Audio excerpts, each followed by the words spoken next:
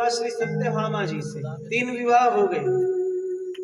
और जब 3 विवाह संपन्न हो गए तो एक बार क्या हुआ, भगवान श्री कृष्ण का इंद्रप्रस्थ आना हुआ। ये इंद्रप्रस्थ और कोई नहीं भैया, जिसको हम सब लोग अब दिल्ली के नाम से जानते हैं। शास्त्रों में, पुराणों में इसका नाम क्या है भैया, इंद्रप्रस्थ नाम है इसका।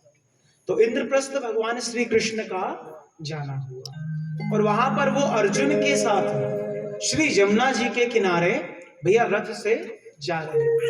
तो उन्होंने क्या देखा, उसी यमुना जी के पुलिन पर केवल एक कुटिया बनी हुई है और कुटिया के बाहर एक महाराज स्त्री बैठकर ध्यान लगा रखी है। एक स्त्री ध्यान लगा रही है।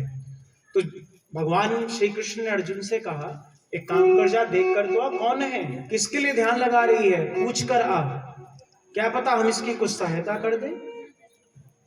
तो अर्जुन गए हैं पूछने के लिए और अर्जुन ने देखा महाराज जब उस स्त्री को, तो देख रहा भैया कैसा ध्यान लगा रखा है, नेत्र बंद हैं और चेहरे से कैसी ज्वलता चमक रही है, ना जाने कितने वर्षों से बैठी तपस्या कर रही होगी, जिसके शरीर में अलग ही तेज दिख रहा है। तो अर्जुन ने प्रणाम किया और प्रणाम करने के बाद अर्जुन ने कहा कि हे देवी आप कौन हो, अपना परिचय दो और आप किसकी यहां पर बैठ के उपासना कर रही हो। तो उस समय उन्होंने अपने नेत्र खोले और कहा कि मेरा नाम यमुना है, मैं कौन हूं, सूर्य भगवान की पुत्री हूं। अपना परिचय दिया, मैं सूर्य भगवान की पुत्री यमुना हूं।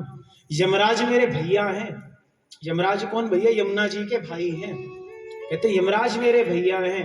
तो उन्होंने कहा आप यहाँ किस लिए तपस्या कर रही हो, किस लिए बैठी हो, ध्यान लगा रही हो।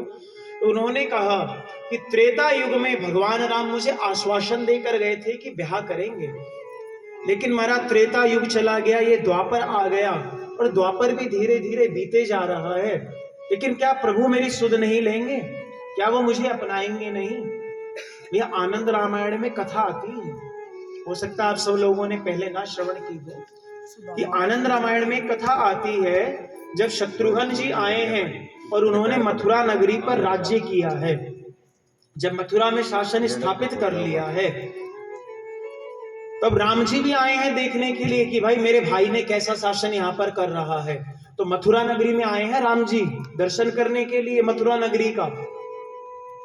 तो यमुना जी के किनारे बैठे हुए थे और जब यमुना जी के किनारे बैठे थे, राम जी ध्यान लगा रहे थे, उसी समय एक स्त्री आई उसी यमुना जी के मध्य से। राम जी ने परिचय पूछा तो उन्होंने कहा मैं सूर्य पुत्री यमुना हूं और मैं तुमसे ब्याह करना चाहती हूं। तो भगवान ने कहा कि तू सूर्य पुत्री यमुना है, मेरा जो कुल है वो सूर्य कुल है, सूर्यवंशी हूं मैं, सूर्यवंशी राजा हूं, तो क्या एक कुल में कभी विवाह होता है क्या। तो कहती लेकिन मैं आपके इस रूप को देखकर बड़ी मुग्ध हो गई हूं, आप कुछ उपाय बताइए। तो भगवान राम ने कहा चिंता मत कर, जब मैं द्वापर में आऊंगा, जब मैं द्वापर में अवतार लेकर आऊंगा तब मैं तुझसे विवाह अवश्य करूंगा। तो वही द्वापर में भगवान ने अवतार लिया है, किसमें भैया, चंद्रवंश में अवतार लिया है, सूर्यवंश में अवतार नहीं लिया। तो चंद्रवंश में जब भगवान ने अवतार लिया तो अर्जुन से कहती है कि वो प्रभु कब आएंगे और मेरे साथ पाणी ग्रहण संस्कार करेंगे। तो अर्जुन कहता जिसका तुम बैठकर तप कर रही हो, ध्यान कर रही हो, वो दूर थोड़ी है, वो देखो रथ पे बैठे हुए, उन्होंने तो मुझे भेजा है यहाँ पर। वो गए, ठाकुर जी को सारी बात बता दी, सारी बात बता दी, प्रभु आपके लिए तपस्या कर रही है। कहते भगवान श्री कृष्ण का चौथा विवाह कहां पर हुआ, उसी इंद्रप्रस्थ में, दिल्ली में हुआ, यमुना जी के किनारे ही। और बहुत से लोग तो ऐसा भी कहा करते हैं, अब जो भैया वहां पे एक मस्जिद खड़ी है बन के, जामा मस्जिद जिसको कहते हैं, वो कहते हैं और कुछ नहीं था, पहले यमुना जी का और हमारे ठाकुर जी का मंदिर ही था। तो मुगल आए, कितना आतंक किया आप लोग जानते ही हो, अनेक मंदिरों को तोड़ा, ना जाने क्या क्या विध्वंस किया है।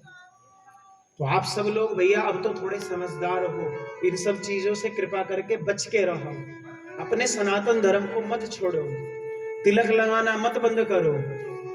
सब लोगों ने हमारा शिखा सूत्र धारण करना छोड़ दिया है। लोग कहते हैं केवल ब्राह्मण धारण करते हैं, ऐसा नहीं है भैया। ब्राह्मण भी शिखा सूत्र धारण करे, क्षत्रिय भी शिखा सूत्र धारण करे और वैश्य भी शिखा सूत्र धारण करे। और जो चतुर्थ वर्ण के लोग हैं वो भी शिखा रख सकते हैं, शिखा रखने का अधिकार उनको भी है। सूत्र ना धारण करे लेकिन शिखा रखने का अधिकार उनको भी है। हम सब लोगों ने क्या मारा, तिलक छोड़ दिया, चोटी रखना छोड़ दिया, जनेऊ धारण करना छोड़ दिया, भगवान का नाम लेना छोड़ दिया, गंगा जमुना में स्नान करना छोड़ दिया। और उसके बाद कहते हैं कि हमारे घर में दिक्कत है, हमारे बच्चे हमारा कहना नहीं मानते, हमारे परिवार में ये चीज आ रही है, वो चीज आ रही है, अनेक प्रकार की चीजें। दिक्कत और कहीं नहीं भैया, हम में खुद में है।